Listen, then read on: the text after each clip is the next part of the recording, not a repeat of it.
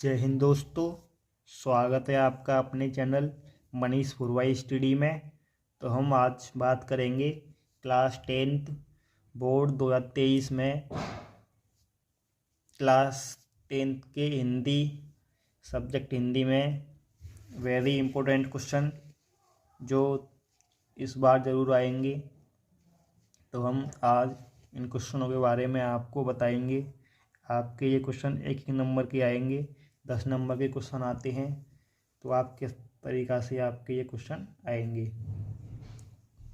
मैं आपको कुछ क्वेश्चन लिखा रहा हूँ जिन्हें आप लिख लें, ये ज़रूर आएंगे, इसी में से क्वेश्चन आएंगे। तो चलिए मैं आपको बताता हूँ। पहला क्वेश्चन है, गद्य किसे कहते हैं? छंद के बंधन से मुक्त भाव भी व्यक्ति में सफल और व्याकरण समृद्ध रचना गद्य कहलाती है, जैसे कहानी, निबंध, उपन्यास आदि। ये इम्पोर्टेंट क्वेश्चन है, इसे याद कर लें। दूसरा क्वेश्चन है आपका, उसने कहा था किस विधा की रचना है? उसने कहा था कहानी विधा की रचना है। कहानी किसकी रचना है? विधा की। चलिए अगला है आपका तीसरा क्वेश्चन है आपका, गांधी जी की देन के लेखक का नाम लिखिए। ये जरूर आएगा। गांधी जी की देन के लेखक डॉक्टर राजेंद्र प्रसाद हैं। 4 क्वेश्चन है आपका, कमल का सिपाही किसकी जीवनी है? कमल का सिपाही मुंशी प्रेमचंद्र की जीवनी है। ये भी इम्पोर्टेंट है। बट पीपल तथा ठलुआ के लेखक का नाम लिखिए। बट पीपल के लेखक का नाम रामधारी सिंह दिनकर था तथा ठलुआ का लेखक का नाम गुलाब राय था। ये इनके लेखक के नाम हैं, ये भी पूछे जाएंगे। चलिए अगला देखते हैं। अगला है आपका, खड़ी बोली गद्य की सबसे पहली रचना कौन सी है?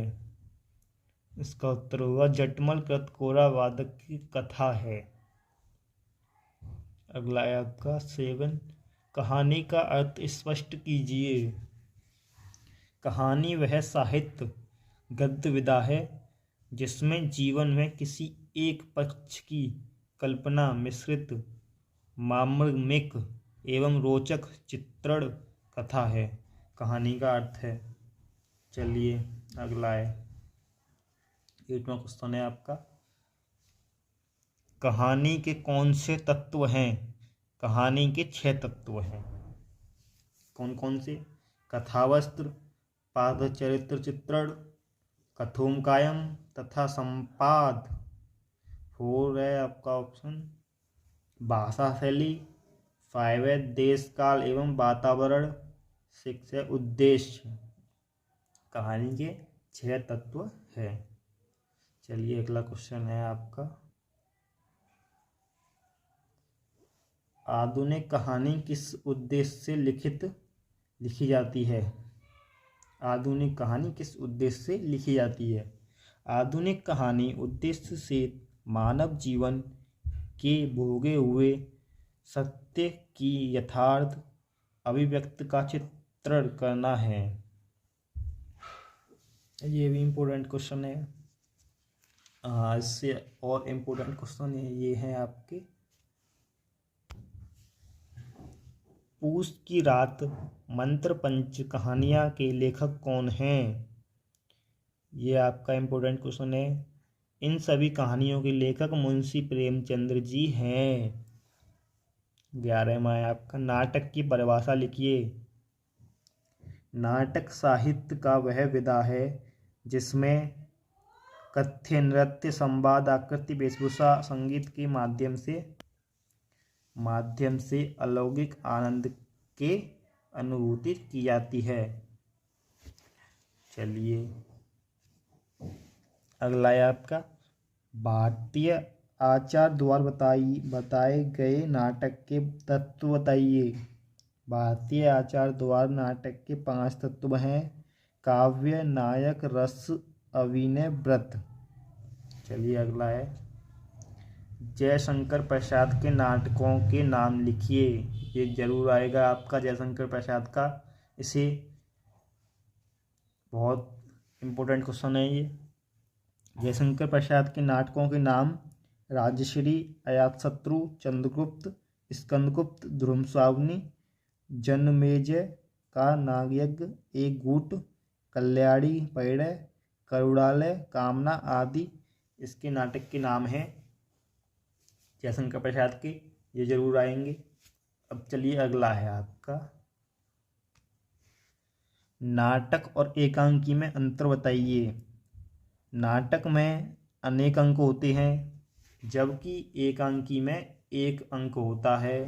पहला है ये आपका अंतर। दूसरा अंतर है, नाटक में अधिक पात्र होते हैं जबकि एकांकी में कम पात्र होते हैं। ये आपके 14 क्वेश्चन हो गए। चलिए और क्वेश्चन बताते हैं हम आपको। आत्मकथा की विशेषताएं बताइए। आत्मकथा निम्न है। पहला है आपका, आत्मकथा में लेखक अपने जीवन से संबंधित घटनाओं को वर्णन करता है। यह संस्मरणात्मक होती है। तीसरा है, आत्मकथा में लेखक के जीवन से संबंधित पारिवारिक, सामाजिक, आर्थिक, राजनीतिक का उल्लेख होता है। आत्मकथा लेखक अपने जीवन से संबंधित घटनाओं को वर्णन करता है और अपने पारिवारिक, सामाजिक, आर्थिक, राजनीतिक का उल्लेख होता है, उसे ही आत्मकथा कहा जाता है। अगला, काव्य के 2 वेद कौन से हैं? इनके अंदर स्पष्ट कीजिए। काव्य के 2 वेद हैं, एक श्रव्य काव्य, दूसरा है दृश्य काव्य। श्रव्य काव्य कौन सा होता है? श्रव्य काव्य वह काव्य है जो कानों से सुना जाता है, और दृश्य काव्य वह काव्य है जो अभिनय के माध्यम से सुना देखा जाता है। मतलब सुना भी जाता है और आंखों से देखा भी जाता है। दृश्य काव्य है और श्रव्य काव्य जो कानों से सुना जाता है। ये वेरी इंपॉर्टेंट क्वेश्चन है, जरूर आएगा ये काव्य का। चलिए अब भक्ति काल पर आते हैं। भक्ति काल की प्रमुख प्रवृत्तियों का उल्लेख कीजिए, जरूर आएगा। ये 2 नंबर का आता है। भक्ति काल में तो रीति काल में से चाहे कोई सा भी काल में से आ जाए, 2 नंबर का आएगा। भक्ति काल की प्रमुख प्रवृत्तियाँ: पहला है रहस्य भावना, दूसरी गुरु की महत्ता का वर्णन, तीसरा भक्ति भावना की प्रधानता, माया की निंदा, प्रेम की प्रधानता, स्वांत सुखाय। ये आपकी 6 प्रवृत्तियाँ हैं। चलिए अगला क्या है? भक्ति काल के 2 प्रमुख कवियों के नाम लिखिए और उनकी एक एक प्रसिद्ध कृति का नाम लिखिए। चाहे इस तरीका से पूछ ले, कैसे भी पूछ ले। भक्ति काल के एक प्रमुख कवि सूरदास जी हैं तथा उनकी प्रसिद्ध कृति सूरसागर है। एक कृति पूछ रहा है तो सूरसागर है। सूरदास जी भक्ति काल के प्रमुख कवि हैं। दूसरा तथा इसके प्रमुख कवि तुलसीदास जी हैं और उनकी प्रसिद्ध कृति श्री राम चरितमानस है। तुलसीदास की प्रमुख कवि हैं इसके भक्ति काल के, तुलसीदास हैं और सूरदास हैं। इनकी कृतियाँ आपको बताइए, श्री राम चरितमानस और एक सूरसागर। इस तरीका से आप लिख के आ सकते हैं। अगला क्वेश्चन है, रीति काल का समय किस सन तक माना जाता है? मतलब इसका समय कितना चला गया? रीति काल का समय सन 1643 ईस्वी से 1868 ईस्वी तक माना जाता है। ये भी इम्पोर्टेंट क्वेश्चन है। अगला है, चलिए अगला क्वेश्चन है, रीति काल की प्रमुख प्रवृत्तियां विशेषताओं का उल्लेख कीजिए।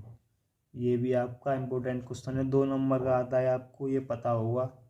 रीति काल की प्रमुख प्रवृत्तियां निम्न हैं: रीति ग्रंथों का निर्माण, श्रृंगार रस की प्रमुखता, ब्रज भाषा की प्रतिष्ठा, सवैया और दोहा छंदों का अधिक प्रयोग, प्रकृति का उद्दीपन रूप में चित्रण, हास्यदाताओं की प्रशंसा, कला पक्ष की प्रधानता आदि। ये आपके 20 क्वेश्चन हो गए। और भी क्वेश्चन हम आपको बता रहे हैं, ये देखिए, ये सब इम्पोर्टेंट क्वेश्चन है, तैयारी से इन्हें याद करें, बहुत काम आएंगे आपके, ये नंबर बढ़ाएंगे। रीति मुक्त काल किसे कहते हैं? किसी एक रीति मुक्त काल का नाम लिखिए। उत्तर है इसका रीति परंपरा पर आधारित रूढ़ियों एवं साहित्यिक बंधनों से मुक्त काव्य को रीति मुक्त काव्य कहा जाता है। बिहारी सतसई मुक्तक का नाम विशेष उदाहरण है। तो हम आज इसकी वीडियो में इतने ही क्वेश्चन बताएंगे और अगले क्वेश्चन अगली वीडियो में बताएंगे। तो चलिए, अगर वीडियो पसंद आई हो तो हमारे वीडियो को लाइक कर लें और चैनल को सब्सक्राइब कर लें, ताकि इसी तरह की आपके पास वीडियो आए। तो चैनल को सब्सक्राइब ज़रूर करें। Thank you.